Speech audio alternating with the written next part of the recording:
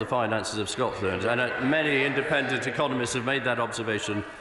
It is, as I said to the previous question, it is absolutely the choices the Scottish Government have to make as to how they spend their budget, and they have, if they need to do so, they have tax-raising powers, they have borrowing powers.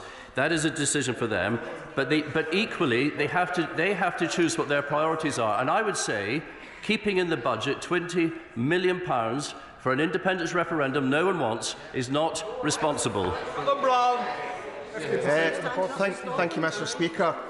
Thanks to Brexit, the UK has got the highest inflation in the G7, which has caused an additional £1.7 billion to be knocked off the Scottish budget due to pressures such as energy increases, wage increase, cost of living. So instead of a robotic answer and the biggest budget being awarded, and they wrongly stated Scotland's got borrowing powers, which we don't for a revenue budget. So what discussions he had about the Chancellor about additional revenues coming to Scotland to offset these inflationary pressures? Well, I must set the record straight, Mr. Speaker. There is borrowing available for both capital and for revenue, and also there's an emergency figure as well as was available during COVID. Regarding inflation, which is the point the honourable gentleman raises, rising energy costs and rising food prices as a result of Putin's illegal war in Ukraine have affected continental Europe and indeed the United Kingdom. It is a global issue. The Bank of England is taking steps. The Chancellor's statement tomorrow will take further steps to stabilise the markets. But what we're very clear about is we've put in place support for people through the household support scheme, the energy price cap, the £37 billion that the Chancellor announced earlier this year, and we will protect, as we've always said, the most vulnerable in society. Speaker, public sector pay increases are a sensible way for a government to help their citizens with a cost of living crisis, but this UK government is denying devolved governments the ability to do so by cutting devolved budgets. So wouldn't a better use of public money be to shut down the Scotland Office propaganda unit and transfer its budget to the Scottish Government to help fund the pay rises for tens of thousands of people in Scotland? Well, Mr. Speaker, the Honourable Lady and I have this discussion on many occasions because it's one of her keenest points in the Scottish Affairs Committee, and she knows the answer, and that is that the amount of money the Scottish Office spends on its communications pales into insignificance compared to what the Scottish Government spends. Martin Dockett to use. Speaker, the block grant for Scotland, of course, covers many of the day-to-day government spending priorities that people of Scotland see on a daily basis, such as health, education or local government. Yet I'm afraid there are many that it does not cover, from pensions to most social security and to consular services for Scots in prison abroad, such as my constituent Jagtar Singh Johal of Dumbarton, arbitrarily detained for 5 years by the Government of India. We know the Prime Minister met with the Prime Minister of India at the G20 summit. Does the Secretary of State for Scotland know whether or not they discussed Jagtar's detention? And is Scotland's man in the British Cabinet? If he doesn't know, why not? It doesn't relate to the question, so it can't be answered. So can we go to Alison Thewlis? Thank you very much, Mr. Speaker. Anti-poverty groups like the Joseph Rowntree Foundation and Child Poverty Action Group have praised the Scottish Government for expanding and trebling the Scottish child payment in a watershed moment for tackling poverty in Scotland. Families in Scotland now get £100 every 4 weeks for each child up to the age of 16. It will have a significant impact. So instead of trying to hamstring this kind of positive anti-poverty activity by cutting the block grant, will they increase spending for Scotland so we can put that into the pockets of needy families hammered by Tory austerity? Well, there has been an increase. So as a Barnett consequential, there's for the Household Support Fund, there's an extra £82 million coming to Scotland this year.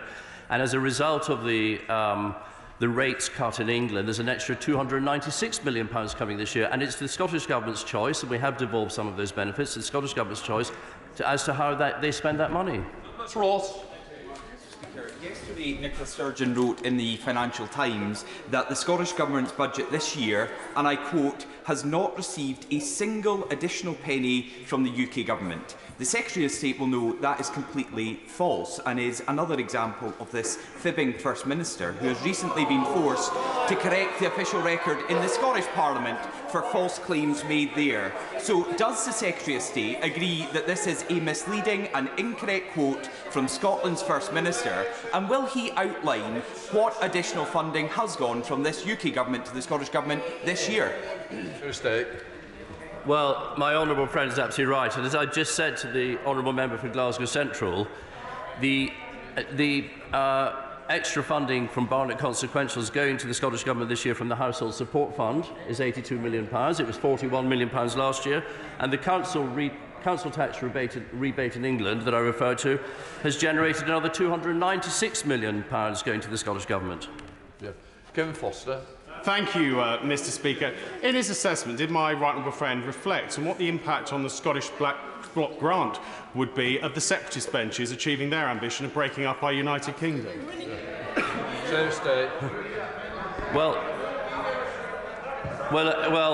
My honourable friend makes a very good point. I mean, Scotland is the best funded part.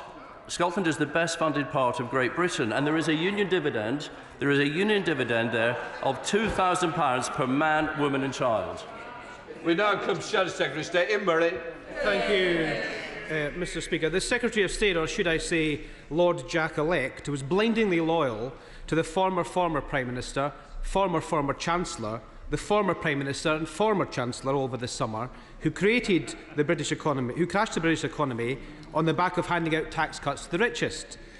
It's an economic crisis created around the Cabinet table in Downing Street by the people he sits beside, and it will be paid for by working Scots. So can I ask, what prices do you think Scottish public services and Scottish working people should pay for his government crashing the economy? Well, Mr Speaker, first of all, I would say, as I said in previous answers, we are facing a global economic downturn, and that is a result of Russia's illegal war in Ukraine. Addressing his final point, the Prime Minister made it very clear that he wants to protect the most vulnerable in society.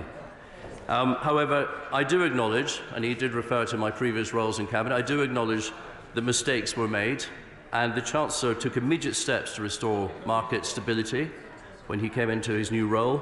And I'm sure the honourable gentleman will agree one other thing with me, which is, along with leading economists, we can all agree that the biggest risk to the economy of Scotland is the reckless, I was just waiting for the temperature to rise, is the reckless plans of the Scottish Government. Ian Murray. Mr Speaker, it's the reckless plans of both governments that are a danger to Scotland. But the thing is, and this is what the Secretary of State denies, it's not just about the last 12 weeks, but the decisions of the last 12 years. A few weeks ago, a constituent came to my surgery in tears. Their 1.79% 5-year fixed-rate mortgage was expiring, and the remortgage rate was nearly 6%. This familiar story means going from a stable income and affordable bills to the crushing anxiety of being unable to pay for the roof over the heads of their family. This was totally avoidable, but this Government and Secretary of State chose to ignore the experts, ignore their own officials and ignore independent bodies like the Office for Budget Responsibility. The result, a Tory premium on everyone's mortgages. So does the Secretary of State think that he and his new Prime Minister should stop refusing to say sorry and give the public an apology at the very least that they deserve? Seriously. Well, Mr Speaker, I do understand how concerned people are about their mortgages, and there are obviously a number of factors are influencing interest rates. But all I would say to him is that we're doing all we can to limit those factors and to support the people who need it most at this difficult time. We now come to SNP spokesperson Murray Black. Thank you, Mr Speaker. And it's very concerning to hear the Minister dispute the figures from the House of Commons Library.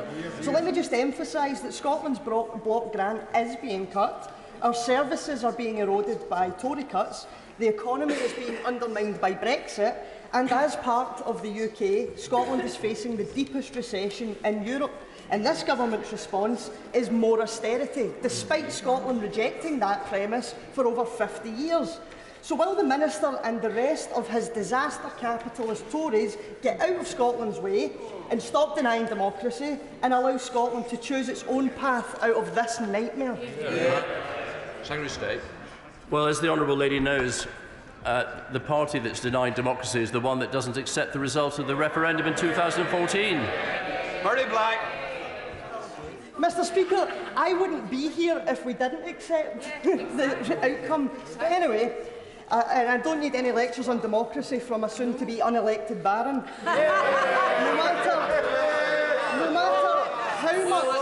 No matter how much this government denies it, Scotland's budget is being cut. So does this minister think, if we put independence to the side for a moment, does this minister think that it is the Tories that are causing Scotland's demise and shortchanging us, or is it this union institutionally? State. The union, as I've said before, Mr. Speaker, the union brings a union dividend of £2,000 per man, woman and child to Scotland. It deals with a deficit last year under the Scottish Government's own figures of £23 billion. It is a union that delivers jobs. It's delivering 4,000 jobs, as we announced yesterday, on the Clyde to build 5 Type 26 frigates. This is a union that serves the whole United Kingdom well. At different times, different parts of the United Kingdom pull their weight in different ways, but we are all much stronger together. Chris Stevens. You're enjoying yourself, aren't you? Thank you very much, Mr. Speaker. With permission, I will answer questions 2 and 7 together. Without preempting the details of the Chancellor's statement tomorrow, this Government's position is that whilst tough decisions will be necessary, we remain committed to targeting support to the most vulnerable people in our communities across this land. As well as a record block grant settlement to the Scottish Government, the people of Scotland benefit from higher levels of public spending, as demonstrated through the union dividend of around £2,000 a year per person. Chris Stevens. Mr. Speaker, the number of food bank parcels handed out by the Trussell Trust has doubled since 2015, which is a direct consequence of austerity. So can the Minister give an assurance to the House that there will be no more return to austerity so we can tackle the root causes of food poverty and the cost of living? Okay. Mr. Speaker, as the Member of Parliament for Govan, I hope the honourable member will join me, first of all, in welcoming the £4.2 billion defence investment into Glasgow's shipyards to build 5 new Type 26 frigates, which will support hundreds of local jobs in his constituency. Now, the UK Government will always act to help the most vulnerable people in our society. Now, the Government is helping to protect households from significant energy bill rises through the Energy Price Guarantee, holding down inflation, and this is on top of the targeted support for the most vulnerable, including £1,200 in direct payments this year. In terms of further measures, I would encourage the honourable member to wait for the Chancellor's statement tomorrow. Angela Crowley. Speaker, last week I hosted a cost of living event in Hamilton, and every day I am inundated by people contacting me about the potential loss of the triple lock-on pensions. My constituents across Lanark and Hamilton East were just getting by before the cost of living crisis and are now avoiding supermarkets, struggling to pay heating bills and fearing starvation and hypothermia this coming winter. Will the Minister act now to prevent pension poverty and call on the Chancellor today to guarantee a triple lock on pensions and to ensure that these rise in line with inflation? Thank you, Mr. Speaker. As I said earlier, the focus of this Government is supporting the most vulnerable people in our society and will always take this responsibility seriously. The Government will act, as it always does, to take the action necessary to support the constituents that she has mentioned. Now, the honourable member mentions the potential effect of government spending decisions. I will gladly tell the honourable lady about the very real effect that the SNP's spending decisions are having in Scotland. They've wasted hundreds of millions of pounds in ferries that don't float. A fortune has been wasted on malicious prosecutions at Rangers Football Club. Their mistakes have cost hundreds of millions of pounds to fix Edinburgh sick kids and the Queen Elizabeth Hospital in Glasgow. And worst of all, Mr. Speaker, they've spent millions of pounds pushing for another independent referendum which does not match with the priorities of the people of Scotland. Richard Thompson. For Mr. Speaker. Minister. With permission, Mr. Speaker, I will answer questions 4 and 5 together. There are no current plans to do so. However, trust is important, and I hope members opposite share my concerns at the use of inaccurate or misleading statistics covering energy and health by the SNP government in Edinburgh. Thank you, Mr. Speaker. This year's Scottish Social Attitudes Survey has revealed that 66% of people trust the Scottish Government to work in Scotland's interests just about always or most of the time, which compares with only 22% who trust the UK Government to behave in the same way, and 46% who consider that they can never trust the UK Government to work in Scotland's best interests. That's a quite remarkable set of findings. Does the Minister have any useful insights into why the people of Scotland might feel this way?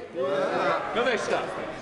Mr. Speaker, the Prime Minister has been clear about the need to rebuild trust and to put the public above politics. We will act with integrity, professionalism and accountability at every level of government. Now, the honourable member refers to the Social Attitudes Survey. I would suggest the figures from the survey which should cause the SNP most concern are the falling levels of satisfaction with the SNP's run NHS in Scotland. Two-thirds of Scots, 66%, believe the standard of the NHS has fallen in the past 12 months. The priority of the SNP should be the NHS, not another independence referendum. So says the bit of paper in front of him.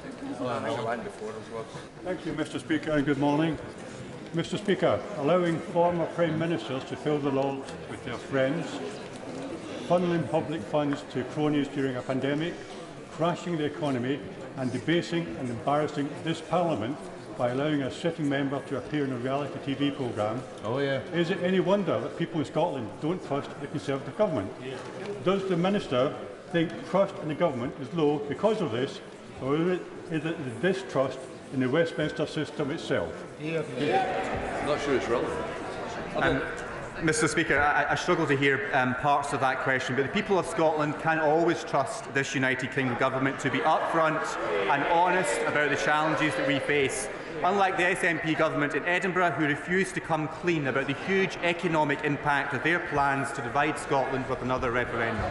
So it's like committee, Pete Wishart. Speaker, can I say to the honourable gentleman, this government will never regain the trust of the Scottish people as long as they don't respect the democracy of their Parliament. But the Secretary of State might have his boat hole to the House of Lords, but he and all his other Scottish colleagues will have to face the wrath of the electorate. So what representations has the soon-to-be Baron Jack made on behalf of him and his colleagues to make sure that they're safely ensconced in the House of Lords? Minister. Mr. Speaker, I struggle to hear the end of the honourable member's question, but we remain committed to Scotland remaining at the heart of the United Kingdom. We respect the referendum result from 2014, and I would encourage the honourable member from North Perthshire and his colleagues to do the same. Shadow Minister Liz Truss. Thank you, Mr. Speaker. When the Prime Minister was anointed, he stood in Downing Street and said he would put integrity at the heart of his government. That was just 3 short weeks ago. Now, since then, one of his key ministers has had to resign for threatening to slit someone's throat.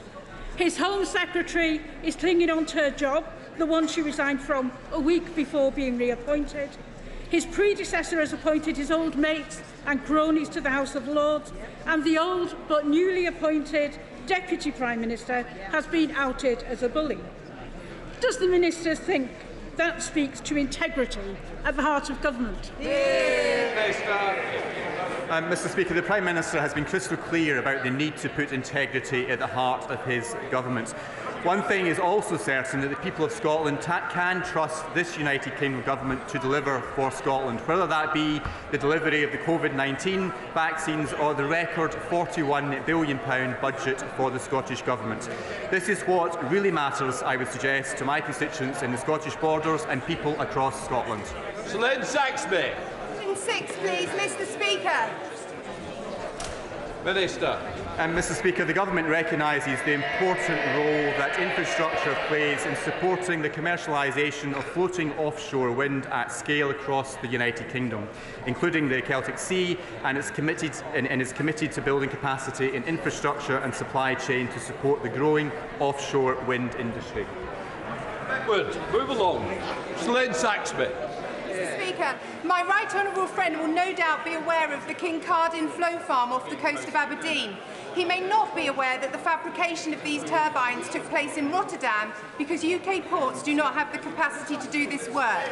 Does my honourable friend agree with me that to realise the potential of this industry, port infrastructure investment is crucial, and that the lion's share of this investment should be in the Celtic Sea? Minister. Thank you, Mr Speaker, and I commend my honourable friend for raising this important issue, which is an important part of the Scottish economy. Scotland is a world leader in floating offshore wind. It is the home to both the world's first and the world's largest commercial floating wind projects, Hywind Scotland and Kincardine. The ScotWind leasing round, announced earlier this year, includes nearly 18 gigawatts of potential floating wind capacity, underlying the scale of the opportunity. Speaker, what discussions has the Secretary of State had with his colleagues and Scottish Government counterparts about the number of jobs created in Scotland by greater investment in offshore wind? Thank you, Mr Speaker. We continue to engage with our colleagues in the Scottish Government in this policy area and in a number of other areas. I'd be very happy to meet the Honourable Lady to discuss further opportunities that we might be able to create in the future. Wendy Chamberlain. Mr Speaker. Minister. Thank you, Mr Speaker. The UK Government's energy price guarantee will reduce the unit cost of electricity and gas that's for the typical household across Great Britain, including in Scotland, and will save around £700 this winter, including reducing bills by roughly 1/3. Wendy Chamberlain. Mr Speaker, it's really important that when people are facing energy price increases that they have confidence that the bills they are getting from their provider are correct. I have one constituent who, after intervention from my office, we have sorted her bill, but she's now had another invoice. This seems to be a growing trend as I'm now dealing with 7 cases. What discussions can the Scotland Office have with Ofgem in relation to this? Because it's critical with rising prices and a higher cost of our energy in Scotland that we address this issue. Thank you, Mr Speaker. I'm very concerned here about the case that the Honourable Lady has raised. Obviously, Ofgem is independent of government, but if she's able to send me the details of that case, I'd be happy to raise it with Ofgem directly. Alexander Stafford. Mr Speaker, I have regular discussions with the Ministry of Defence on matters relating to defence in Scotland. This includes the crucial role our armed forces' presence is at our strategic bases in Scotland, RAF Lossiemouth and His Majesty's Naval Base Clyde, which are vital to maintaining the security of the United Kingdom and our NATO allies. The defence industry is also vital to Scotland's economy, and I'm delighted to see that the new Type 26 frigates costing £4.2 billion will be built by BAE Systems on the Clyde in Govan, and this will secure thousands of Scottish jobs for years to come. Alexander Stafford. Speaker, the British Armed Forces are the pride of our nation and represent every single corner of our beloved United Kingdom. I am proud that our nuclear deterrent is based at Fars Lane, with our brave submariners working to keep Britain safe. It is highly regrettable, though, that some would strip us of our nuclear deterrent in Scotland. In an ever more dangerous world, and facing threats of Russia and China, what assurances can my right honourable friend give me that our base at the Clyde and all other military bases in Scotland are not going anywhere? Secretary of State. Mr Speaker, I agree with my honourable friend. Our nuclear deterrent plays a key role in protecting every United Kingdom citizen from the most extreme threats, and I completely agree with him that to abandon it would put us all at greater risk. Before we come to Deputy Prime Minister's questions, I'd like to point out the British Sign Language interpretation proceedings is available to watch on Parliament Live TV. We start with questions to the Deputy Prime Minister. Clive Betts. Mr Speaker. Deputy Prime Minister. Thank you, Mr Speaker. I've been asked to respond on behalf of my right honourable friend, the Prime Minister, who is currently attending the G20 Leaders Summit in Bali.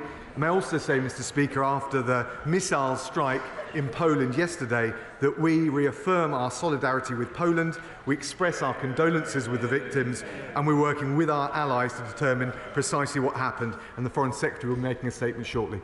I bet. Mr Speaker, could I begin by associating myself with the comments of the Deputy Prime Minister? I'm sure the whole House will want to reaffirm our complete support for Ukraine and for Poland in the face of Russian aggression. When he had got the job in his first day, the Prime Minister promised, and I quote, integrity, professionalism and accountability. Where is it? I assume the Deputy Prime Minister agrees with that promise and would expect all ministers to follow such principles. Therefore, does the Deputy Prime Minister also agree that in line with his promise, the Prime Minister should ensure that no minister who has a complaint of bullying upheld against them should continue to serve in his government? Can I thank the honourable gentleman and thank him for his shared solidarity on the issue in Poland. He's right to quote what the Prime Minister said, and I take it as an article of personal faith that we behave with absolute integrity and accountability.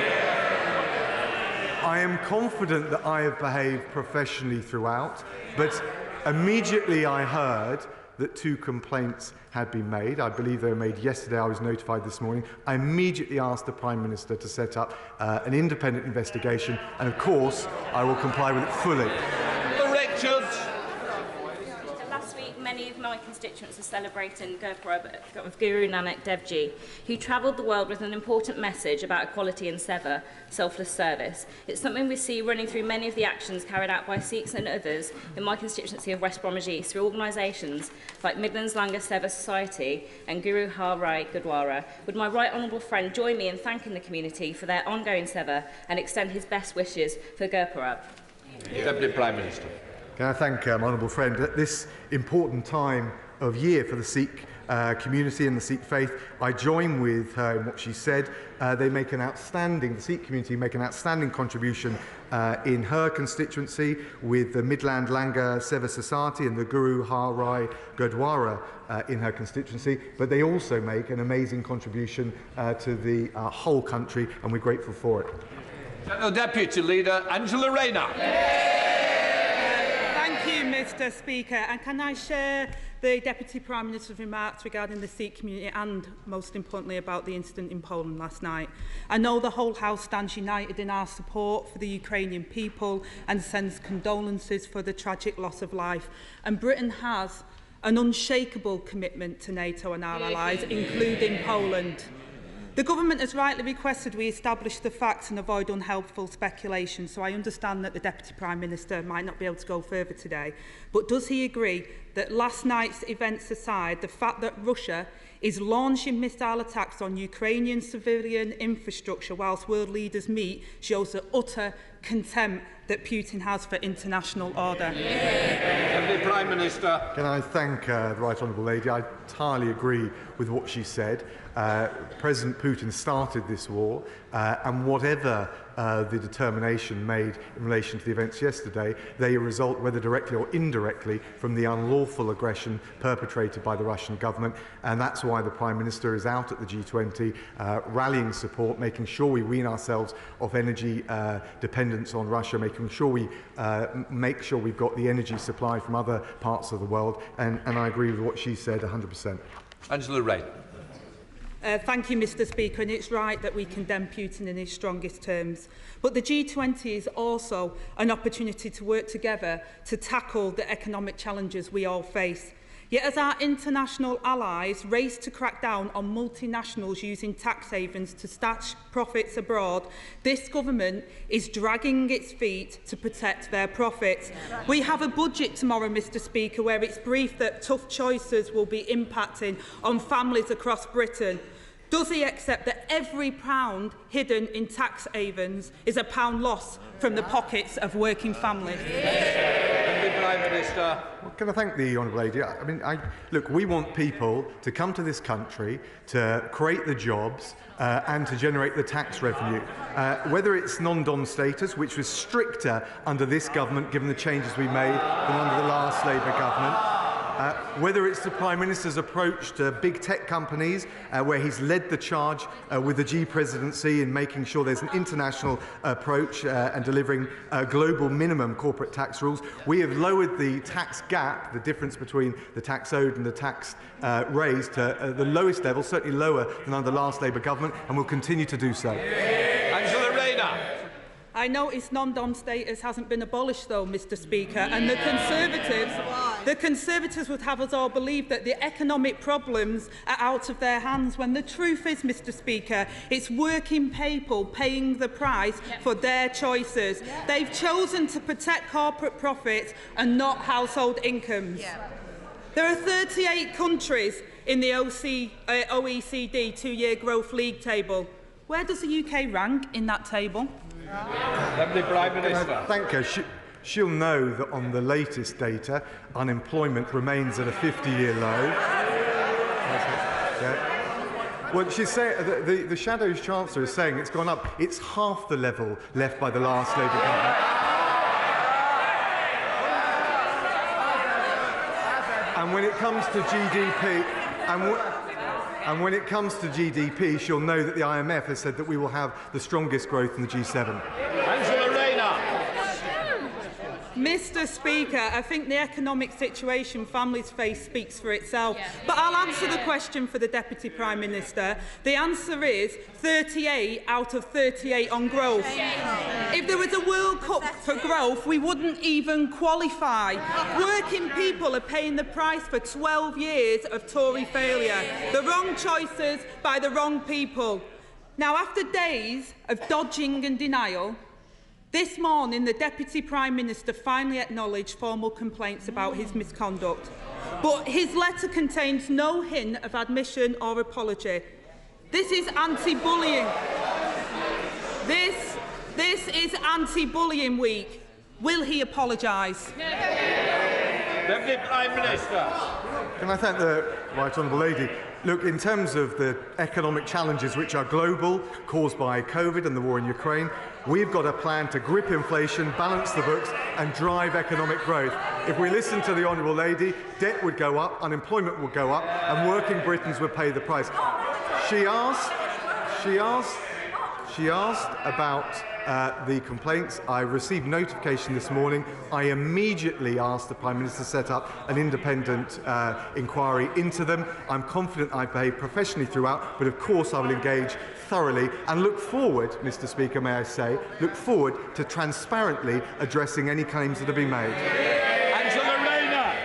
So, Mr Speaker, let me get this straight. He has had to demand an investigation into himself because the Prime Minister is too weak to get a grip. A Prime Minister in office less than a month, with a disgraced Cabinet Minister resigned with his good wishes, the Home Secretary who breached the ministerial code and risked national security still clings on, and now the Prime Minister defends his deputy whose behaviour has been described as abrasive, controlling and demeaning. With junior staff, Mr Speaker, too scared to even enter his office. And that's without mentioning the flying tomatoes. The Deputy Prime Minister knows his behaviour is unacceptable. So what's he still doing here? Deputy Prime Minister. Mr Speaker, I'm here and happy to address any specific point she wishes to make. Well, that never happened, she says, from a sedentary position, and I will thoroughly rebut and refute any of the claims that have been made. She hasn't, in fact, put a specific point to me. If she wishes to do so, and this is her opportunity, I'd be very glad to address it. Angela Rayner. Mr Speaker. Thank you, Angela Rayner.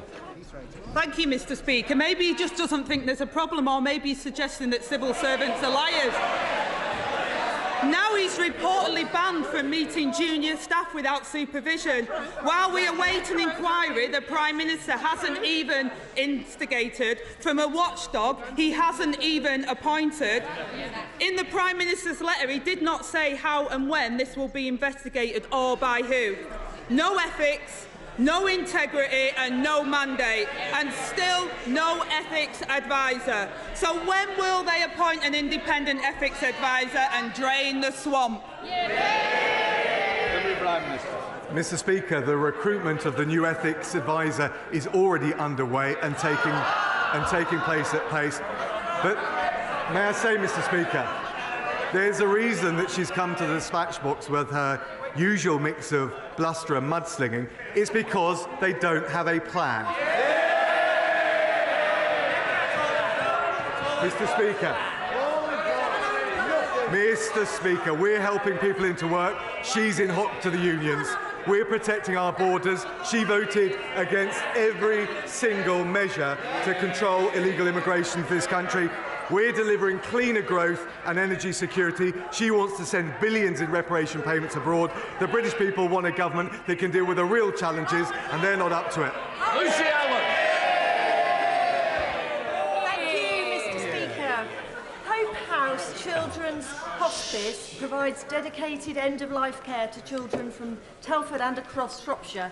This Sunday, Hope House is holding an online fundraiser called the Big Night In, and they aim to beat last year's target of £500,000. Among the fabulous prizes are premium tickets to the Telford Steam Railway Polar Express.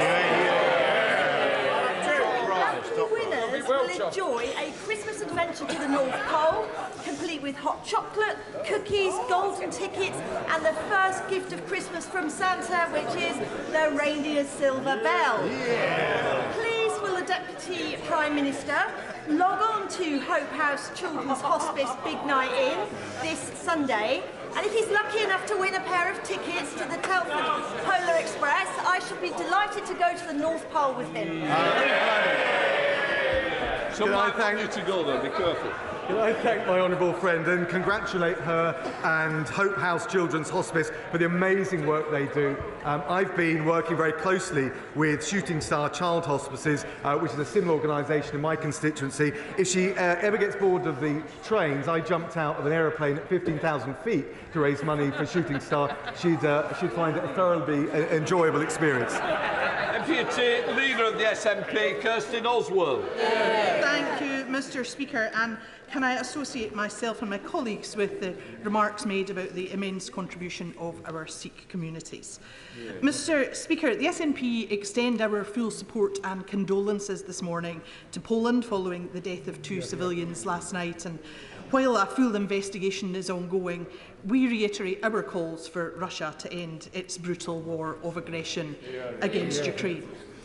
Mr. Speaker, yesterday the Prime Minister was asked 6 different times to apologise for the disaster of the Tory mini-budget and the financial crisis it caused. And all 6 times he refused to say sorry. And now, this morning, people are waking up to the news that this Christmas they will be hit with the worst inflation in 41 years. So will the Deputy Prime Minister stand up today and do what his boss wouldn't? Will he say sorry? Deputy Prime Minister. Can I thank the Honourable Lady for what she said, both about Poland, but also about the importance of our solidarity with the international community against the appalling illegal invasion by Russia of Ukraine. Look, in terms of inflation, clearly that is a problem. I think as Chancellor and now as Prime Minister, and for months, it has been this Prime Minister who has been making clear that it is the #1 economic challenge we face. We've got a plan to grip inflation, to balance the books, to drive economic growth, and my right honourable friend, the Chancellor, will be making a statement tomorrow, the autumn statement, which will set out our plan to take the Scottish people and everyone across the United Kingdom through these challenges. Oswald. Thank you, Mr. Speaker. Mr. Speaker, if they can't even say sorry for the mess that they've made, what hope do we have of them fixing it? Because let's be clear, tomorrow's budget is imposing austerity 2.0 on all of our constituents. That is the political choice that the Tories are making. But there are always different and better choices. Only this week, the Scottish Child's Payment rose to £25 a week. That's a 150% increase in 8 months, and it will help 400,000 children. So if the Tories won't say sorry for the mess that they have made, will they at least make the right choice for once?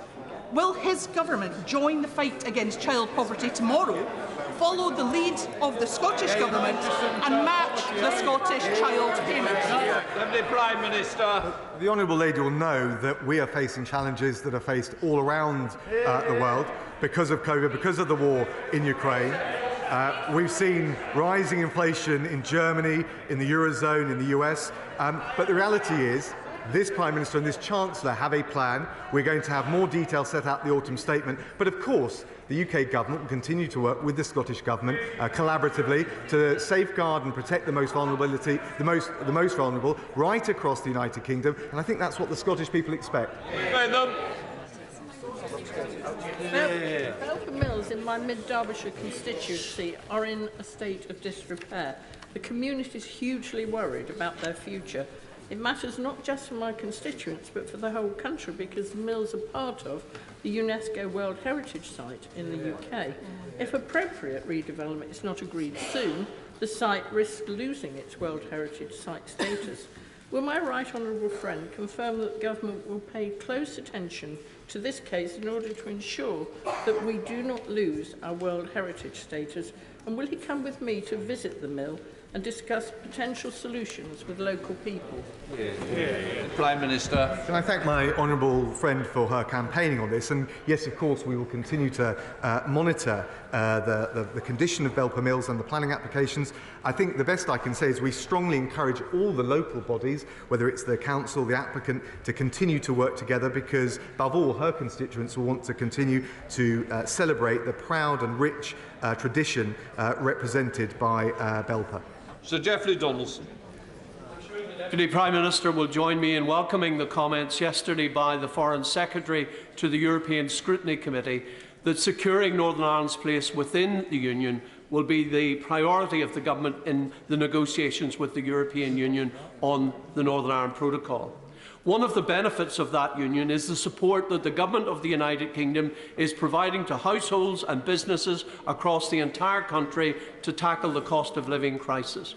Will the Deputy Prime Minister assure me that the £400 energy support payment that is due to be made to households in Northern Ireland will be announced as soon as possible? Deputy Prime Minister. Yeah, I thank the honourable gentleman. Absolutely what he said about securing Northern Ireland within the constitutional economic integrity of the UK is absolutely vital. The Prime Minister has been very clear upon that, as well as the Foreign Secretary. And of course, the Chancellor will be saying more on the economic measures and the particular fiscal measures he referred to tomorrow.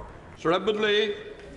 Even if an illegal migrant is stopped on a French beach, as no one is ever arrested, he will simply come back the next day. Will the Deputy Prime Minister ensure that we remove all pull factors for illegal migration by using his new Bill of Rights to ensure that we have the legal power to arrest and deport and detain illegal migrants, and, for instance, have a review about a national identity card so that people just don't vanish and they never ever get deported? Well, can I thank my honourable friend? I totally agree with him that we need to strain every sinew to stop this appalling trade in misery. There's no silver bullet. I think the agreement that the Home Secretary made with her French opposite number will help. We're embedding UK officials with their French counterparts for the first time. He's right that the Bill of Rights can help as well, not least in preventing interim orders from the Strasbourg Court from being recognised in the UK courts. On ID cards, we already have e-visas for people coming to visit and live in the UK, and they act as digital evidence of someone else's immigration status. The one thing that's clear, though, and I say to my honourable friend, we'll have to do all of these things in the teeth of the opposition from the front bench opposite. Thank you, Mr. Speaker. Our small rural schools in Wyre face particular difficulties. The head teacher at Scorton and Calder Vale primary schools told me that budgets in schools like ours are stretched, as we have to pay for a lot of additional services that larger urban schools can provide in-house. She has to hire the village hall for PE lessons because the schools have no hall. She has to hire taxis to bring in the school meals because the schools have got no kitchens. So given the school budget cuts, what would the Deputy Prime Minister advise my head teacher cuts from our local children? Minister. Can I say to the honourable lady, we are very sympathetic to the challenges that all of our schools face. More will be said about the specific measures tomorrow, but she should stand assured that we are the top spenders as a percentage of GDP in the G7 on primary and secondary education, and standards, which matter to pupils and parents most, have increased, with schools rated good or outstanding up from 68% in 2010 to 87% today. Kevin Foster. Thank you, Mr. Speaker. The Deputy Prime Minister will be aware of the opportunities but also the challenges facing Torbay's tourism and hospitality sector, including increased energy costs and the impact of business rates. What consideration is he giving to the situation of Torbay's iconic industry and further measures to support it? Can I thank the honourable friend? He's a fantastic champion for Torbay. Now, of course, the Chancellor will make a statement tomorrow. I can't speculate on the spending decisions, but he will have already noticed the tourism recovery plan, which will help recovering from the pandemic, but also as part of the wider levelling up agenda. Thank you very much, Mr. Speaker. Private rents in my constituency are completely out of control, and since the government broke the economy and broke the mortgage market, the hope of owning a home is quickly receding, with the cost of living skyrocketing, Tory tax rises through the roof, and an extra 1 million people in the private rented sector since 2010. Will the government get a grip and tackle housing in my constituency and across the country? Deputy Prime Minister. Can I thank the honourable lady? As a former housing minister, I know how important these issues are, and I can also tell the honourable lady that the Housing Secretary is looking at the situation of renters and landlords very carefully, and legislation is coming forward shortly. Thank you, Batty. Thank you, Mr. Speaker. My constituent, Mikey Akers, who has verbal dyspraxia, said the following a few weeks ago: "I'm not ashamed of my disability, but I am ashamed of the people who judge me without knowledge or understanding." 5% of all children are impacted by speech and communication needs, according to the Royal College of Speech and Language Therapists and the Dyspraxia Foundation, and more needs to be done to raise awareness in society. Will my right honourable friend agree to convene a meeting with the Prime Minister to raise awareness about verbal dyspraxia, so inspirational people like Mikey are never again left without a voice? Deputy Prime Minister. Can I thank my honourable friend for his doughty championing and highlighting of Mikey's campaigning. All children and young people should receive the support they need to make the very best of all their talents and potential. We published, he will know, a green paper in March covering a whole range of these issues, and I will certainly make sure he gets a meeting with the relevant minister. Thank you, Mr. Speaker. Can the Deputy Prime Minister tell this House if he has ever entered into a non-disclosure agreement connected to a complaint against him? Deputy Prime Minister. He's referring to an employment dispute that was settled before I entered the House. It wasn't an NDA, but it did involve a confidentiality clause, which was standard at the time. Harriet Baldwin. Thank you, Mr. Speaker.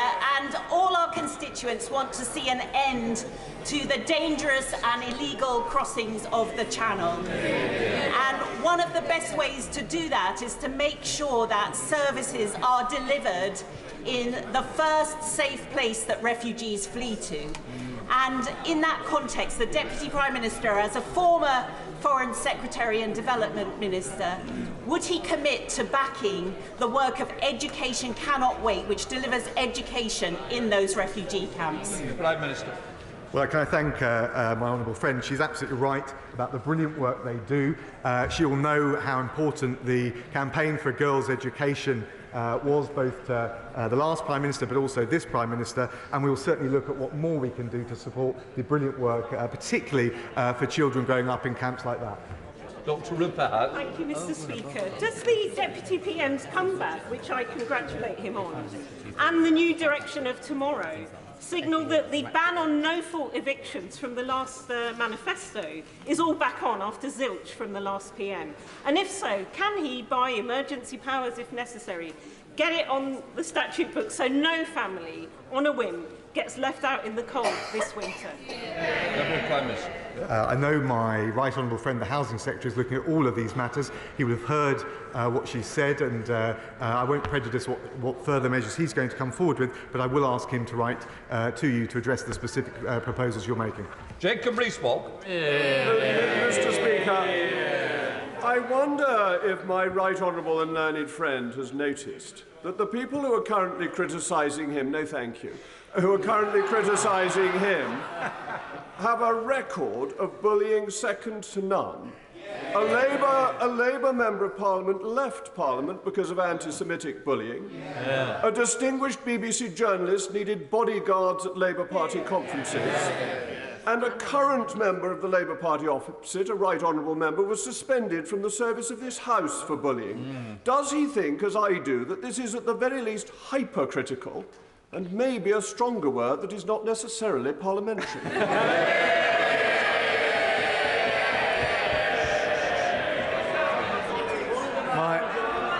My right honourable friend makes his point in his usual inimitable way.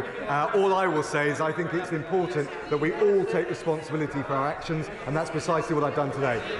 Becca Long-Bailey. Thank you, Mr. Speaker. A 1958 instruction from Whitehall ordered medics to take blood samples regularly from exposed veterans during nuclear weapons tests.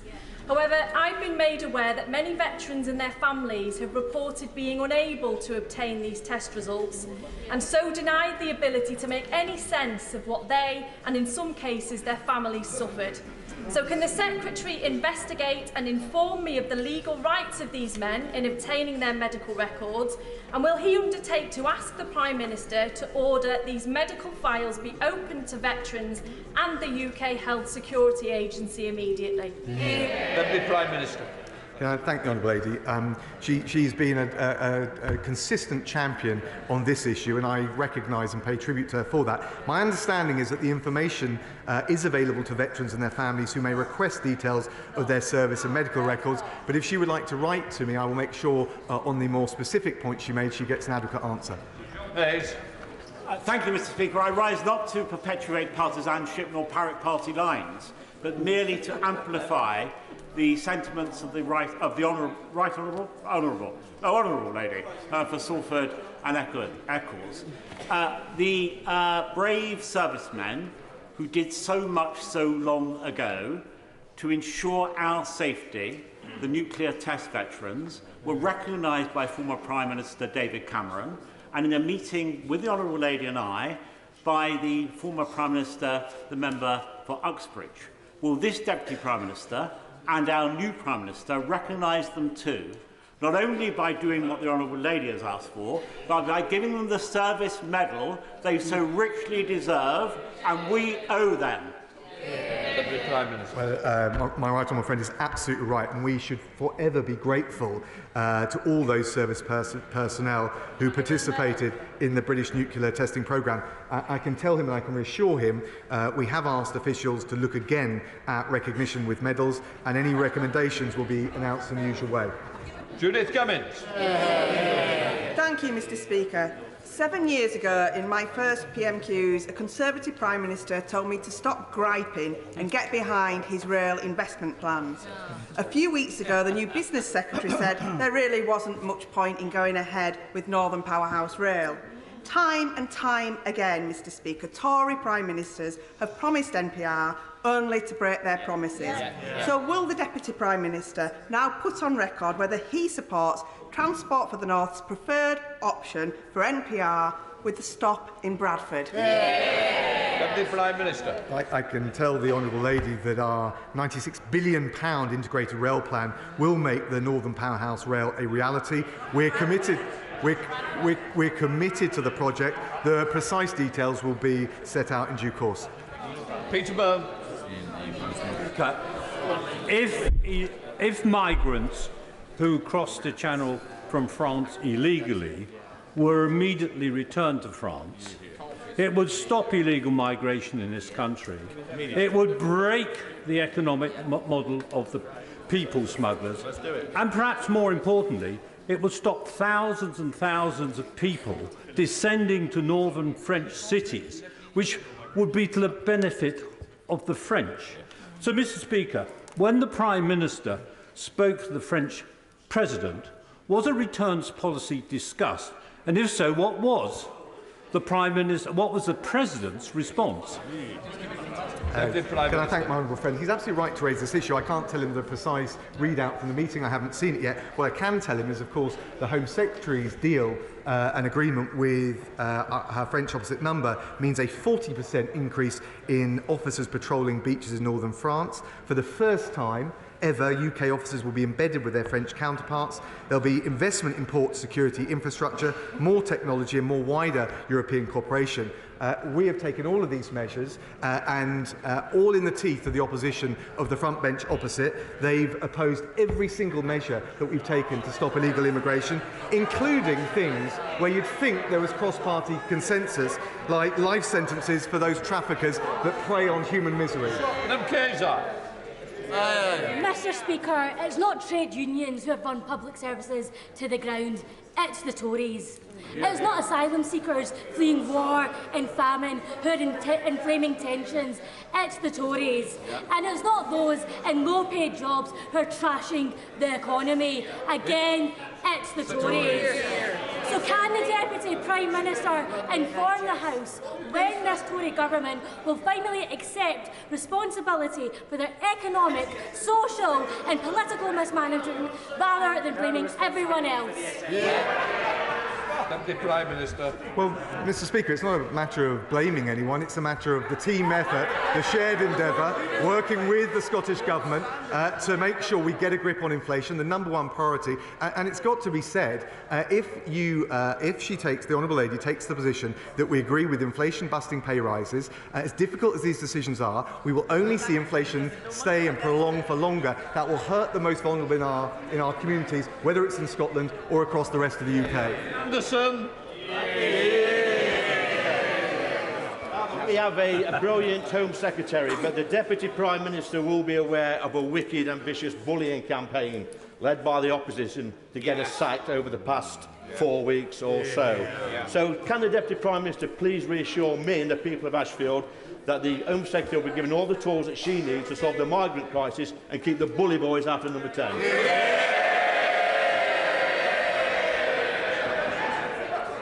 My honourable friend is absolutely right.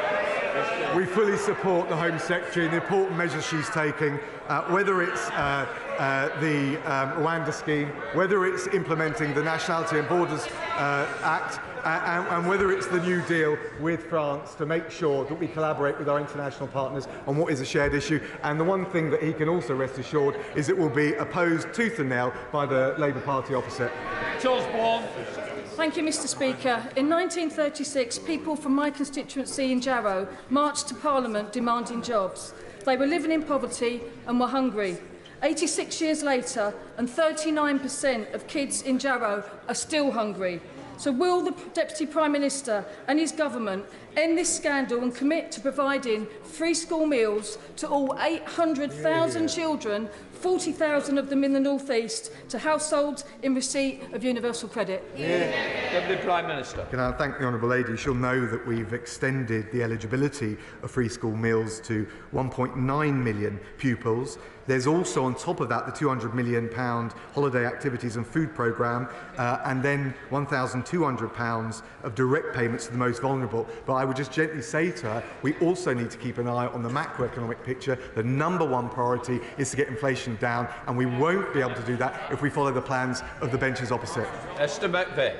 Mr. Speaker, given that we have the highest burden of taxation in living memory, it is clear that the government's financial difficulties are caused by overspending and not due to under-taxing. Does the Deputy Prime Minister therefore agree, if the government has got enough money to proceed with HS2 at any cost, then it has sufficient money not to increase taxes? If, however, it has so little money it has to increase taxes, which is a last thing for a Conservative government to do, then it doesn't have sufficient money for HS2. So can I gently urge the Deputy Prime Minister not to ask Conservative MPs to support any tax rises unless and until this unnecessary vanity project is scrapped? Because I, for one, won't support them. Come on. Can I thank my right honourable friend? I think I followed the various steps of logic in that question. I understand her opposition to HS2. I think we've got some very difficult decisions to make. They will inevitably involve a balanced approach. I will leave it to the Chancellor to set them out in the autumn statement tomorrow. David. Thank you, Mr. Speaker. In my Caerphilly constituency, we have 5 food banks. One of us food banks is run by the Trussell Trust, and they've issued over 2,000 food parcels during the last 6 months. And there's a question from the users of that food bank. It is, will the government give a firm commitment to ensuring that benefits will always be enough to purchase essentials?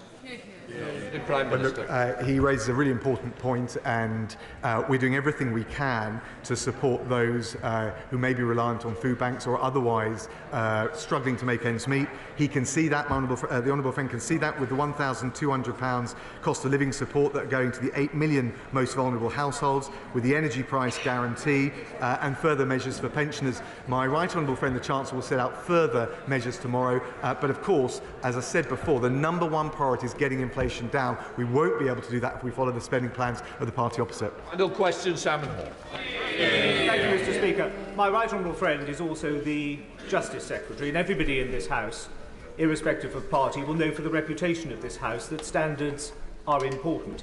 He has said that from the dispatch box this afternoon. Am I naive, however, in response to some of the points raised by members opposite? Am I naive to still believe in that good British tradition that one is innocent until proven guilty? Well, he makes an important point, and of course, and I've said I will cooperate fully with the independent investigation. In fact, I welcome the opportunity to address these complaints. I think, though, it is important that we have zero tolerance for any bullying, and we hold the highest standards in public life, and it's important on all of us to adhere to those standards. Right, that completes Prime Minister's questions.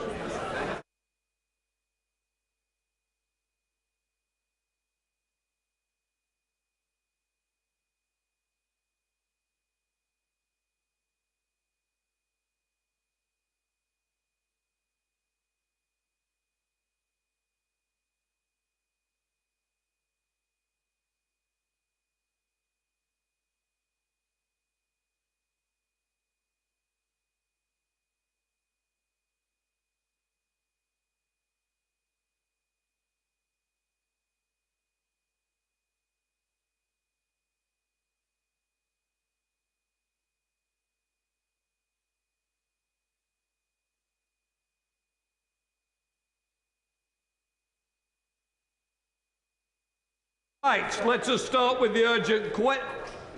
Sir John, what are you doing? We start. Well, why didn't you go the other way? Give him a job on that front bench. Right, let us start with the urgent question. Yvette Cooper, Shadow Secretary. Home Secretary to make a statement on migration. Thank you, Mr. Speaker. The continued rise of dangerous channel crossings is completely unacceptable.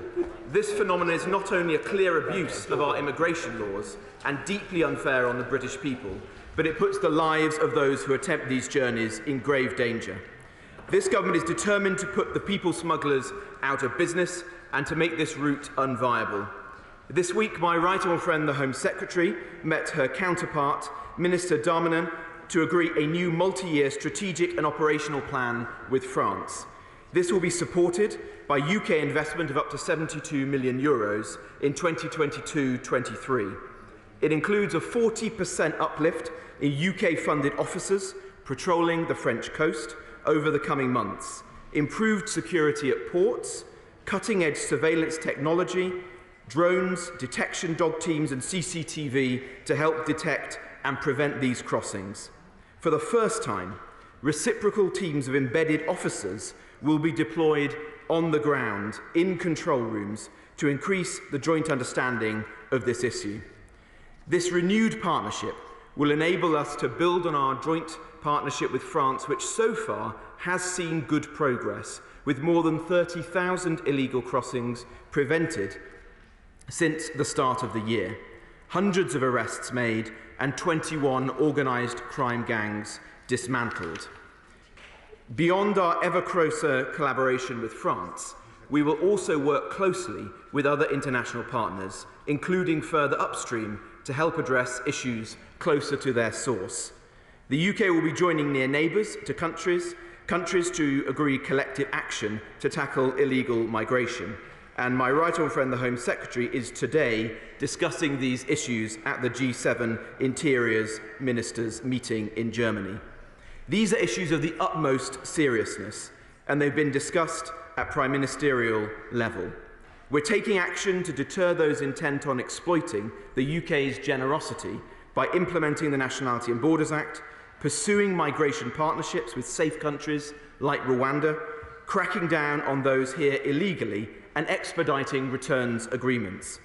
Mr. Speaker, there should be no doubt whatsoever about the government's determination to grip this problem and deliver the strong and secure borders that the British people desperately want and deserve. Shadow Home Secretary of Echo. Thank you, Mr. Speaker.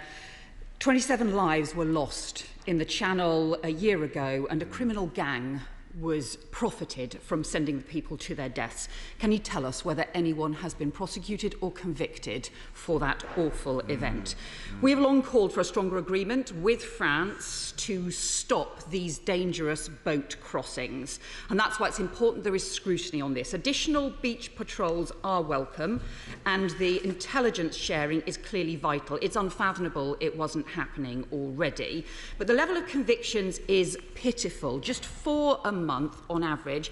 He said that 21 gangs had been dismantled. On Monday, the Home Secretary said it was 55. Which is it when journalists report 100 gang members operating in one small corner of Calais alone? The scale of response to these criminal gangs is tiny compared to the scale of the challenge, and the government is simply not doing enough. This is a multi-million-pound criminal industry that is putting lives at risk. So can he tell us, on the joint intelligence cell that he referred to, how many NCA officers are currently involved, how many are deployed in Europe, and what will it increase by? Because we need to know. This doesn't include anything on safe returns or safe family reunion. The number of children safely reuniting with family has plummeted since the end of the Dublin Agreement. Charities warn they're trying to go by boat instead, whilst asylum returns have plummeted from 1,000 people returned to the EU in 2010 to a tiny handful today, and of the 16,000 referred to the third country unit, just 21 referred. So, did ministers even try to get an agreement on returns and family reunion? If not, why not? What is his timescale for getting a grip on the total collapse in Home Office decisions on asylum? At what point will they double so we get a faster pace? And the consequence, the way the Home Office is handling local authorities has been disgraceful, with many of them not being told what is happening. And finally, can he tell us what is the 140 million on the Rwanda agreement actually been spent on? Too often, this Home Office talks about things but isn't delivering. It's too important. Well, thank you, Mr. Speaker. And I'm pleased that the Right Honourable Lady welcomes our agreement with France. And she's right to raise the anniversary of the tragic and abhorrent deaths that occurred in the Channel 1 year ago. I'm pleased to say that a concerted effort with partners across Europe has led to arrests, has led to the disruption of gangs and to the capture and destruction of boats directly as a result of that. And the good working that our intelligence services did with respect to that incident is now being rolled out with respect to other criminal gangs right across Europe.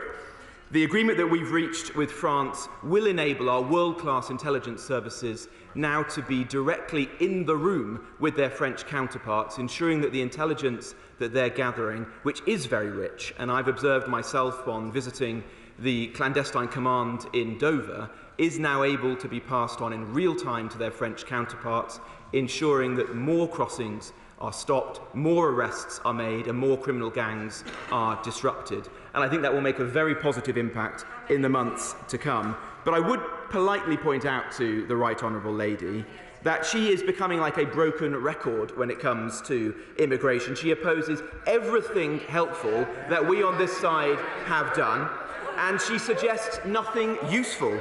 She voted against the Nationality and Borders Act that created deterrence for people crossing the Channel. She voted against measures that would have increased sentences for people smugglers. She would scrap our world-leading migration partnership with Rwanda.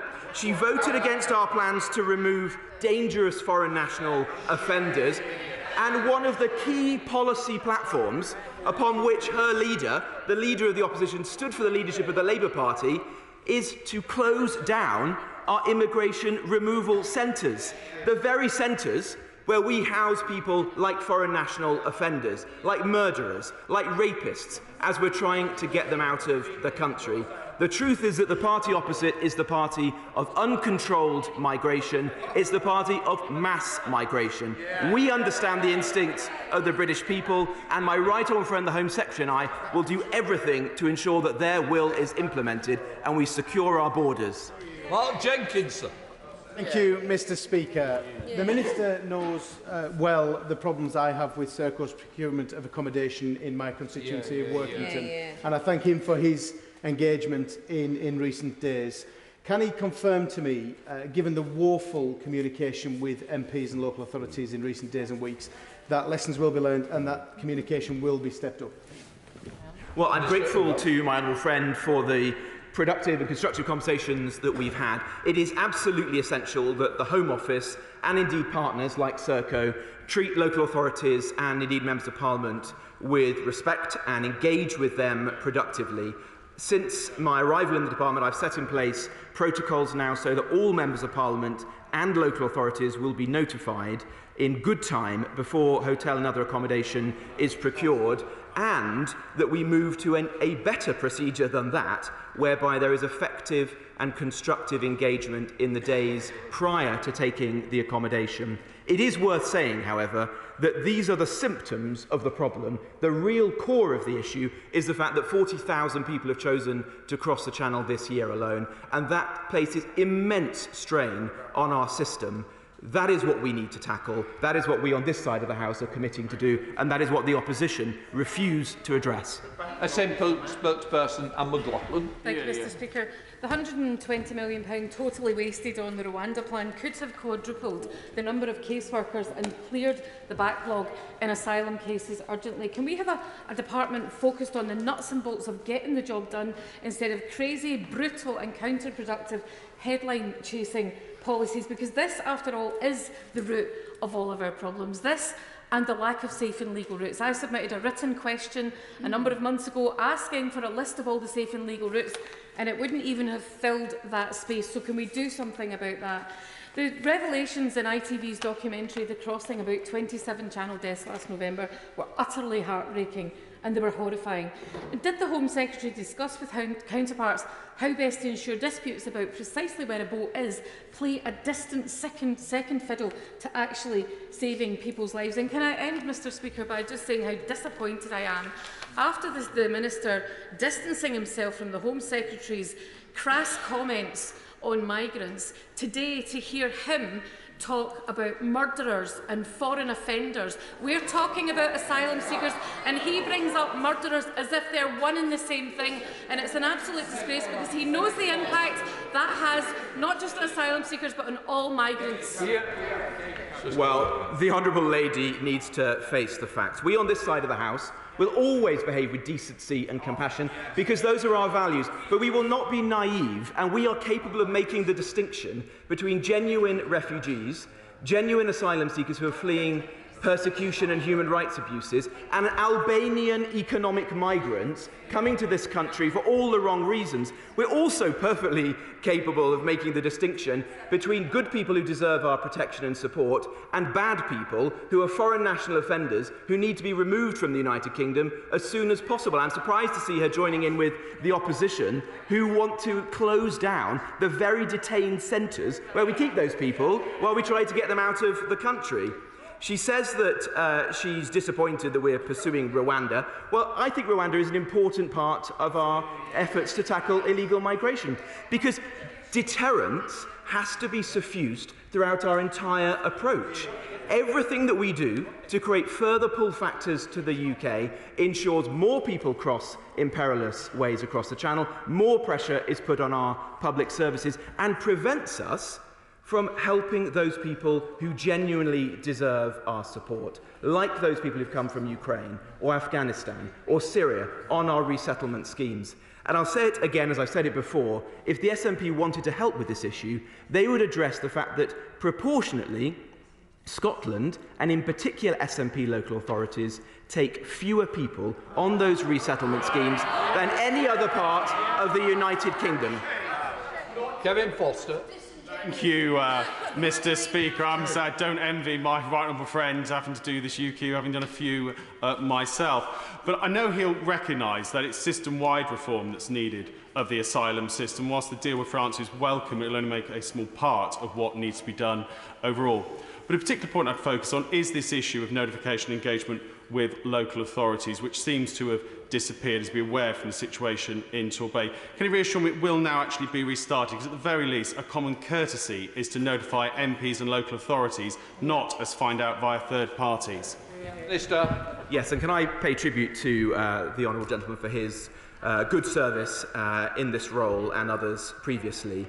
He's highly respected and missed by his former colleagues at the Home Office. He's absolutely right to say that we need good engagement with members of Parliament and crucially with local authorities, because when we're bringing groups of migrants to a local area, often with complex needs, we need to ensure the local authority is involved in that, can prepare for their arrival and provide good services. One of the issues that has been experienced in recent weeks has been that the sheer number of individuals crossing the Channel has put immense pressure on the Manston facility, and the first duty and priority of me as the minister responsible was and is to ensure that Manston operates legally and decently, and that has meant that we've needed to procure a lot of accommodation relatively quickly, and that's meant that some of those procedures have been weaker than any of us would have wished. I hope we can move forward from that, stabilise the situation and get into a pattern of engaging MPs and local authorities in a manner that they deserve to be respected by. Thank you, Mr. Speaker. Today my committee has launched an inquiry into how and why the Home Office is spending foreign aid to support refugees in this country. Could I ask, has the Minister got a budget or a blank cheque? Has he got owed a specialist within the Home Office making sure this money represents value?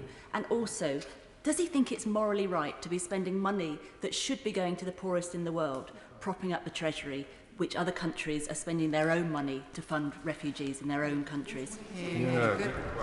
Well, firstly, it's the Home Office's responsibility to ensure the money it's spent is spent wisely and provides taxpayer value. How it's accounted for under overseas development aid or otherwise is a matter for the Treasury and not for me and my officials.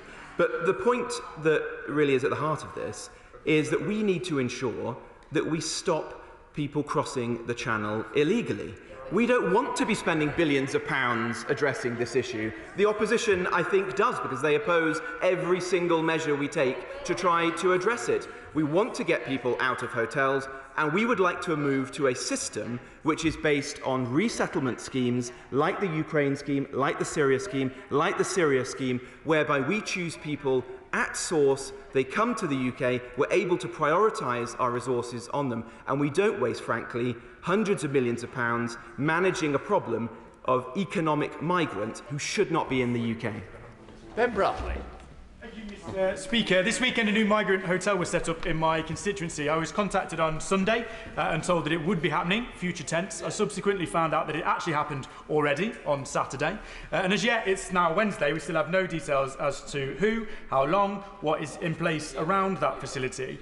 On Monday morning, several local people presented themselves as homeless, having been kicked out of that same hotel, which was previously used by the local authority as temporary accommodation. My right honourable friend must surely agree that this is wrong and untenable, and it will cause a huge amount of anger locally. The government needs to stop this, he knows that. But can he at the very least ensure that after this urgent question he's able to investigate in his department and ensure that local stakeholders and councils are able to get the information we need urgently to be able to put the support in place that we need to on a local level? Well, I'm grateful to the honourable gentleman. I believe my officials have already reached out to his council to provide them with further information. As I said earlier, this is not the situation that any of us would want to be in. It's the product of record numbers of people crossing the Channel and of a failure to plan in the months prior to this sudden surge. What we need to do now is move forwards, ensure that Manston is operating legally and correctly, as our first duty, and then ensure that any further accommodation is procured in a sensible way, which is simple, decent accommodation, not luxurious hotels, and we ensure that we have proper communication with local authorities. That is my objective, and I'm very happy to work with him to achieve it. Sammy Wilson. Unlike some of those who are criticising the government today, we have supported most of the measures which the government has brought forward in the past, though we do understand that there are genuine asylum seekers who do need help. In my own constituency just last weekend, I met many from Ukraine who are grateful for what this country has done for them. Though the ministers almost every year come with a new plan to deal with this problem, and yet the problem gets worse all the time. The numbers are increasing and the frustration is increasing as well. Would the Minister not agree with me that one of the ways of stopping people coming the dangerous route they're coming at present, giving revenue to criminal gangs and stopping priority being dealt with for real asylum seekers would be to ensure that those who enter this country illegally are not allowed to apply for asylum in the first place? Yeah. Well, the Honourable Gentleman makes a very important point there, and we have already taken action through the Nationality and Borders Act, but my right honourable friend, the Home Secretary, and I are reviewing our legal framework to ensure that it meets the scale of the challenge that we're currently facing, and if we conclude that further steps are necessary, he can be assured that we will take them and will do so urgently. I think he makes a very strong and compelling case that there should not be a route to a life in the UK if you choose to come here illegally. Thank you very much, Mr. Speaker. May I strongly support the Minister in what he said by highlighting that the parties opposite, most of them, certainly the Labour Party and the SNP, have zero credibility coming to this House, questioning the Minister when they vote against or vote down and criticise absolutely every legal measure that we bring in to tackle this problem that all of our constituents care deeply about. Now, the Minister would like to know what my constituents are asking me, I'm sure. What they want to know is why can we not turn back those small boats, those dinghies, when they are in the Channel? Now, of course, we all understand that we have obligations to save lives at sea, but surely that doesn't extend to those people who are seeking to undermine our generous hospitality and our asylum system, which is there for those genuine refugees. Please, can he change the law to do that? Yeah. Well, the Honourable Lady makes a very important point, and she speaks for the British public, millions of whom ask exactly the same question. We are pursuing returns agreements with safe countries and have secured one in the last 12 months with Albania, and 1,000 Albanians have already been removed under that agreement. Clearly, I would like that to be significantly higher, and we're reviewing what further steps we could take there. We would like to secure a returns agreement with France. The agreement that we've reached this week is a good first step, but the Home Secretary will be meeting with other Northern European interior ministers through the Calais group shortly to discuss what the next steps might be. And my right honourable friend, the Prime Minister, is prioritising this and the broader relationship with France, as we can see in the positive conversations that he's had thus far. And if it is possible to take this agreement further, we will certainly try to. Thank you very much, Mr. Speaker. On Monday, as part of Parliament Week, I spoke to a group of 100 asylum seekers and refugees learning English at Hammersmith and Fulham College. Some had been in local budget hotel rooms with their families for a year and a half, with no Home Office interview since they arrived. All willing and able to work, but prevented from doing so. Does the Minister realise that this, along with indefinite detention, is a failed policy that's not only cruel and inhumane, but is hugely wasteful of public money?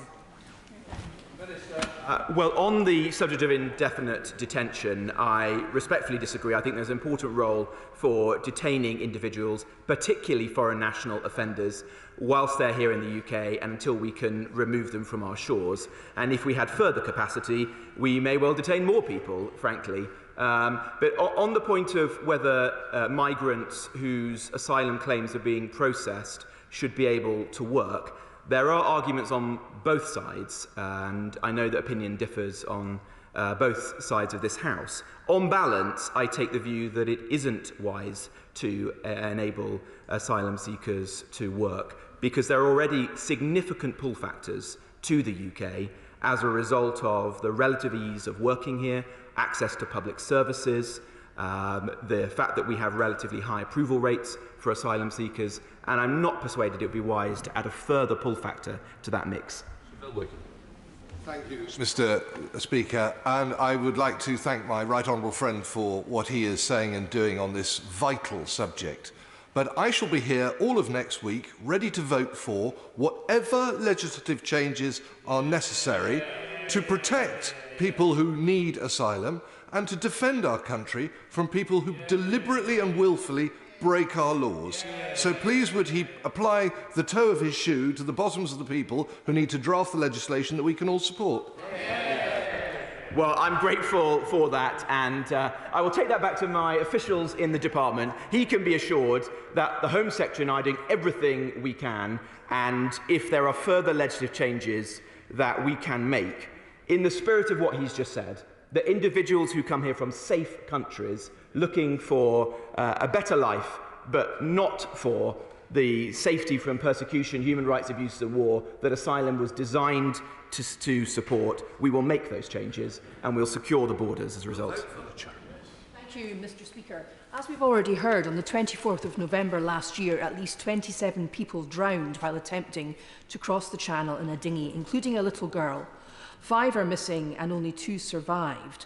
A documentary shown on ITV on Monday night called The Crossing presented evidence that the tragedy happened in UK waters, notwithstanding multiple distress calls from the people in the dinghy, and while the French and UK Coast Guards passed the buck over a period of many crucial hours. I understand that solicitors acting for the families of some of the deceased and one of the survivors passed evidence to this effect to the British government in March of this year. The normal political response to a loss of life on this scale would be the prompt announcement of an independent public inquiry. Can the Minister tell me what it is about the people who drowned that means that no public independent inquiry has been announced into the circumstances of their drowning? Well, the events of a year ago were very shocking, deeply tragic, and my sympathies go out to those individuals' families and friends. As a result of that incident, I can assure her that very significant further steps have been taken by British authorities to enable those crossing the Channel in dangerous crafts to be helped ashore in the UK, to the point that I think 98% of boats that attempt the crossing and pass the median line are then helped ashore either by Border Force, RNLI or the Royal Navy. I pay tribute to those British authorities who do that hard work. I've met them. It is difficult work and they do it superbly. We will not be able to secure the passage of everyone who chooses to get in an unsafe dinghy at the behest of people traffickers and cross the Channel. The best advice, of course, is do not make that dangerous passage. It is illegal and it is extremely perilous. That is the key thing. We should not be encouraging people to make that crossing in the first place. We cannot assure safe passage to everyone. Thank you, Mr. Speaker. Stoke-on-Trent, decades ago, voluntarily entered the asylum dispersal scheme. But enough is enough. We have done our bit for this country to protect some of the vulnerable people and illegal economic migrants coming to this country via safe countries like France. I am sick to the back teeth of having hotels being used in our great city, being dumped on by Serco because we voluntarily entered that scheme. The local authorities are against it, the police are against it, all 3 Stoke MPs are against it, and for good reason. We have Islamic extremists like Hezbollah Tahrir round the corner from the hotel operating. We have the far right in our city looking to recruit. We have public anger and outrage at the fact that their local services are being depleted whilst they're having to see them be reinforced elsewhere. When is the Minister going to tell Serco Stoke-on-Trent's done its bit and to no more use it? And if he won't, why won't he? Well, we have taken further steps in the short tenure that I've been in the department, and indeed my right honourable friend has been Home Secretary, to provide fairer distribution of migrants across the country. My right honourable friend ensured there was mandatory dispersal of children so that all local authorities can play a part in ensuring that those children are in safe accommodation, whether that be children's homes or state or private foster carers accommodation. We're also attempting to procure accommodation in a much broader range of local authorities than has been seen in the past. Historically, the issue was centred on cities, including Stoke-on-Trent. We are now seeking to procure accommodation more broadly in smaller cities, towns, and indeed in some cases in rural areas. That does mean, I'm afraid, as long as numbers are so high, that more parts of the country experience this issue, but it does ensure greater fairness as to how a country we tackle it. Nick Smith. Thank you, Mr. Speaker.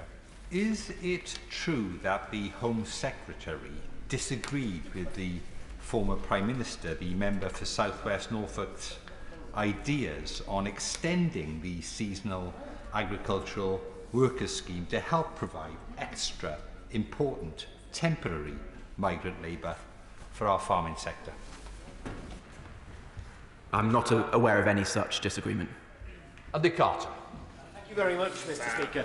According to the Home Office's own figures, the 116 asylum seekers that arrived in Warrington last week can expect to spend around 400 days waiting for their cases to be dealt with. What steps is my right honourable friend taking to speed up this process so that those who do not meet the test for asylum can be returned to the safe countries from which they came? Well, the Honourable Gentleman raised a very important point. Productivity within the Home Office fell very sharply during the COVID period and has yet to recover in its entirety. That's wrong, and we need to change that. We need to ensure that caseworkers are reviewing and deciding cases in at least the same speed as they were just a couple of years ago. A pilot as to how to do this has been held in Leeds, which has more than doubled the productivity of the caseworkers. We want to get it higher than that still and to roll it out across the country, and the Home Secretary and I will be saying more shortly. Andy McCaskill. Thank you, Mr. Speaker. As legislation rightly progresses to address the shameful sacking of UK seafarers by P&O, another injustice is arising through the actions of the Home Office. The extension of the Offshore Wind Workers Immigration Rules Concession 2017 is seeing UK seafarers replaced by cheap Filipino crew. This is happening in an inshore wind field 15 kilometres from the coast of Fife, a field operated by the state companies of France and Ireland, where contracts have largely gone abroad and where the jobs are now going south. Given this is a statement on migration, why is the Minister allowing this to happen and seeing UK crew who require that employment have been working hard, now replaced by cheap labour that's frankly being exploited and brought in by unsavoury contractors? We're not allowing that to happen. The Nationality and Borders Act led to a short extension in the practice until April 2023, at which point it comes to a close. And so the valid criticisms of the Honourable Gentleman will be put into effect very shortly. John Stevens. Thank you, Mr. Speaker. Minister, we all agree that putting asylum seekers in hotels is not really a great policy, and therefore we need to process their applications as quickly as possible. Would it be possible for each hotel to be given a time frame for the processing of their applications? Because that would then give confidence to the local community that the hotel will be returned to its normal activity sooner rather than later, and it might also incentivise the Home Office staff to improve their productivity. Well, I'll take that suggestion back to the Home Office, but of course it's our objective to ensure that we process the claims as quickly as possible. A great deal of work is now going on within the Home Office to achieve that and to bring productivity back to where it should always have been, frankly. We want to bring the hotels to a close as quickly as possible. We've already set out some of the steps that we'll be taking to achieve that, such as considering larger sites, such as dispersing individuals in local authority accommodation in the private rental sector elsewhere in the country. But the real task is to prevent people crossing the Channel in the first place, because we cannot build our way out of this issue. We've got to reduce the numbers making the crossings. Rachel Mask. Thank you, Mr. Speaker. York is wanting to do all it can to support people seeking asylum. However, through providing initial accommodation as opposed to contingency accommodation, it's not receiving the funding that it vitally needs. So when will the government bring forward parity in the funding which local authorities need to be able to support people seeking asylum, and when will the government bring forward a Homes for Refugees scheme so we can ensure that people are settled in our community and getting the support they need from families? Well, I'd happily speak with the Honourable Lady separately about the specific concerns of York City Council. The hotel accommodation is fully funded by the Home Office, but I appreciate that there are knock-on costs for local authorities, and in fact I met with London councils earlier today, and were it not for this urgent question, I would have been meeting with representatives of local councils from across the country to hear their concerns and see how we can improve the situation. Thank you, Mr. Deputy Speaker. Mr. Speaker, with regards to the addressing the illegal crossings coming over, can I ask the Minister this specific question? He said the new initiative was cost around £72 million. In 2019, when I was on the Home Affairs Select Committee, we were told there was the Joint Coordination Centre with France, which would help address the issue of individuals illegally crossing. Can I ask the Minister this? Did that system work? How much did it cost? And how will this new system work? Because my constituents in Kent are at the forefront, of the illegal crossings, and we're consistently told by government we're going to take tough, firm, decisive action, but we have seen the numbers increase instead. How will this new system work better than the previous system?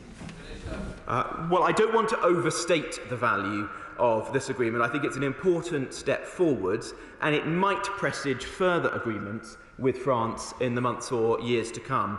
But it does contain at least two important steps. One is a 40% increase in the number of French personnel on the beaches of northern France, intercepting crafts as they're about to enter the water and making arrests.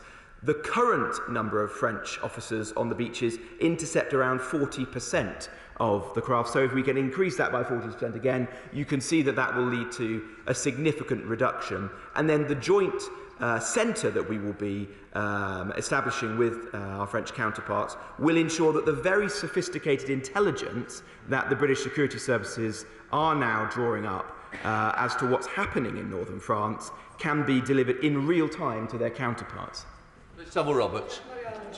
Home Office, of course, is spending millions on the Rwanda scheme, on the new border scheme with France, and hotel bills.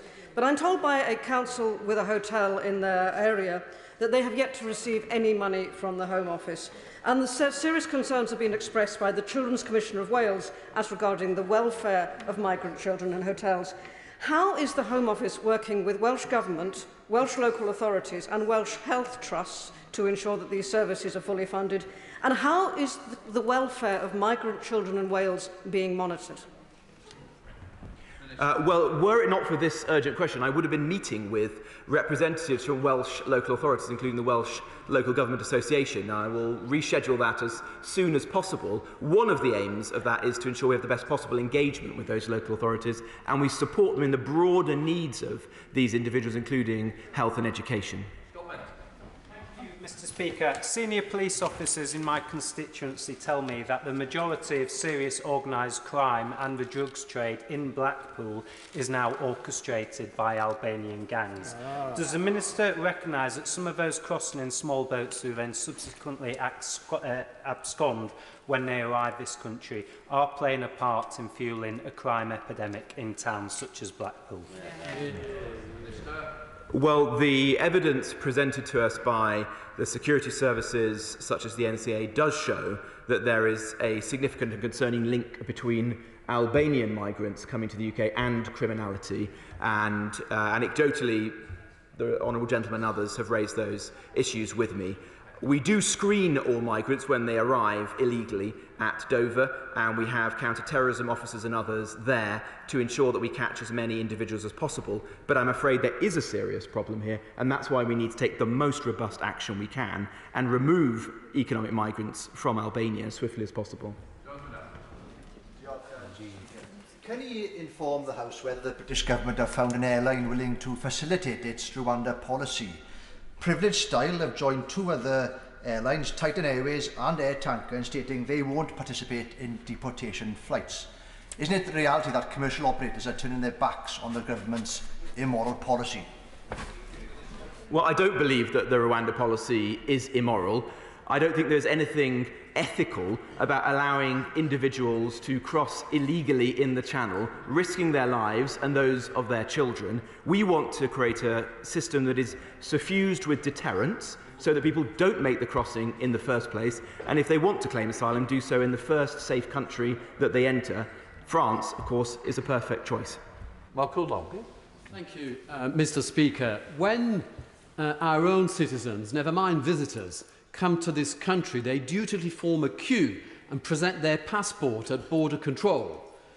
Does the Minister not agree that it forms a complete and utter mockery of our border control systems when people can arrive illegally, thereby committing a crime, and they are then put up in hotels across the country, fed, watered, and don't have to pay energy bills for 400 days, I actually know, for years and years? When will we implement the Rwanda plan? When will we push back? When will we return them to France directly? Because deterrence will be the main thing that stops the crossing in the first place. Well, I totally agree with the honourable gentleman. Deterrence must be the test to which we hold all of aspects of our immigration policy. We will implement the Rwanda plan as soon as it has passed through the courts, and I think that will make a significant impact in deterring people from making this dangerous crossing. Mr. Speaker, does my right honourable friend share my grave concerns at radio chatter recorded by one of my South Thanet constituents just this week, which records a high level of cooperation between the French Navy and UK Border Force as the French Navy escorts migrants through French waters to then be picked up on our side of the median line? Now, the new French deal, which is trying to stop beach launchings, welcome as it is, does it include a requirement for the French Navy to stop and pick up migrant dinghies while still in French waters? Well, we don't support the chaperoning of crafts to the median line, whereby they would be picked up by British vessels and brought to Ramsgate or Dover or other British ports. That ultimately is counterproductive. It creates yet another pull factor to the UK. These are exactly the sorts of things that closer cooperation with France should be able to enable us to resolve. Thank you very much, Mr. Speaker. EU nations are safe. Does my right honourable friend agree with me that eligible asylum seekers should claim asylum in the first safe country in which they arrive, their first foot down on safe soil? When will we be able to spend Home Office funding on fighting crime and supporting our police rather than dealing with illegal trafficking into this country? Well, if there are further legislative changes that we need to make, then she can be assured that we will do so. I'd be grateful for her support, and the Home Secretary and I are looking at the most robust measures possible to tackle this issue. Bristow. Thank you, Mr. Speaker. Peterborough is a caring city and supports more asylum seekers than any other town or city in the east of England. In the past week, 2 hotels have been stood up to accommodate single men who have crossed the Channel in small boats. One in particular, the Great Northern Hotel, is most inappropriate. Will the Minister outline the criteria by which the Home Office will award longer-term contracts for hotel accommodation? And will he listen to me, my local council, the local police and local health support services and local refugee charities about why the Great Northern Hotel in particular is so inappropriate? Well, I know that, like many colleagues across the House, the honourable gentleman has been campaigning vociferously on this issue, and he's deeply concerned. We want to ensure that we can move as quickly as possible, and as quickly as it's legally possible, to a system where we apply sensible, commonsensical criteria, including ensuring that prominent business hotels, such as the Great Northern, are not chosen to house asylum seekers, and instead we're choosing ones which provide decent but good value for money accommodation in appropriate places. Thank you, Mr. Speaker. As if the acquisition of the Best Western Hotel in Buckingham costing hotel staff their jobs and putting an unacceptable pressure on local services wasn't bad enough, Buckinghamshire Council learned third-hand from a London borough just this morning that an asylum seeker who is under investigation for a very serious offence was transferred to the asylum hotel in Buckingham by the Metropolitan Police, but was not escorted into the premises and has since gone missing. Will my right honourable friend agree with me that that process is wholly unacceptable, that the lines of communication of my council learning from a London borough rather than from the Home Office or the police was unacceptable, and give a commitment that everything possible is being done to apprehend that individual and ensure that until that investigation is completed, they are in secured accommodation? Well, that does sound like a very concerning incident, and he has my assurance that I'll raise that with the Home Office and indeed with the police, and we'll report back to him. Giles Walkley. Thank you, Mr. Speaker. On the 23rd of September, I was crossing the Channel quite legally, and I spotted the French warship Athos behaving very strangely, and here I have a screenshot which I took on a navigational device of this warship. It was circling a small open boat full of people.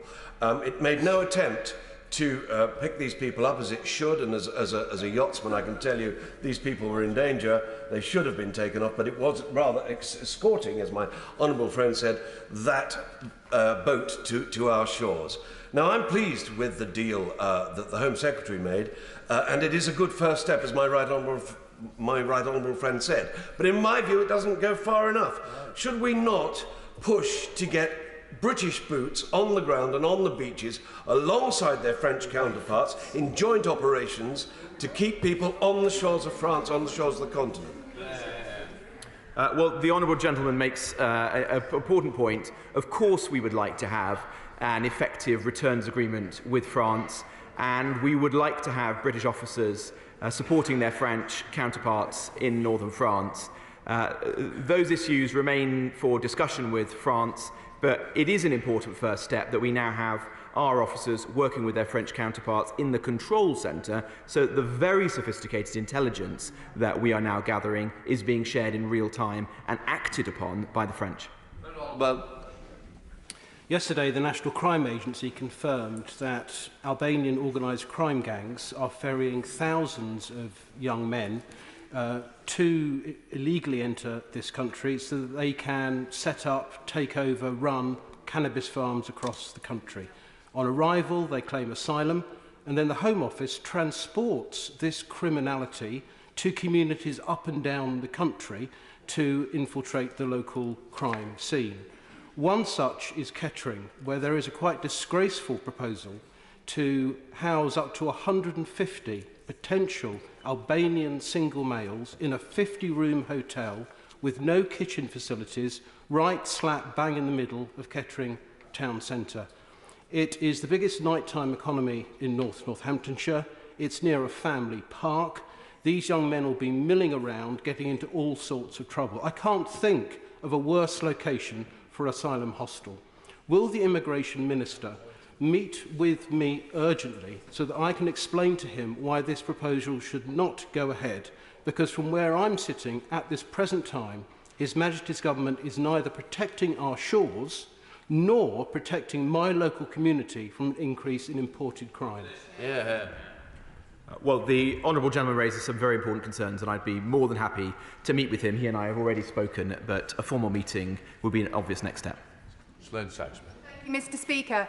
Where communities like Ilfracombe in my North Devon patch are dependent on their tourism economy, what steps is his department taking to support these economies which are being damaged every single day? These hotels are not welcoming their normal visitors, and what more will be done to expedite returning tourist hotels to their community? Yeah. Well, we want to ensure that we exit the hotels as quickly as possible, and in doing so, wherever we can, we will do that in a prioritised fashion so that where they are particularly unsuitable, where there are particular harms to the local economy, such as to tourist hotspots, those should be top of the list as we exit the hotels and move to a more sustainable future. Martin Vickers. Thank you, Mr Speaker. My constituents are angry and frustrated about the present situation and have genuine concerns about the possibility that a local hotel might suddenly be found for accommodation for asylum seekers.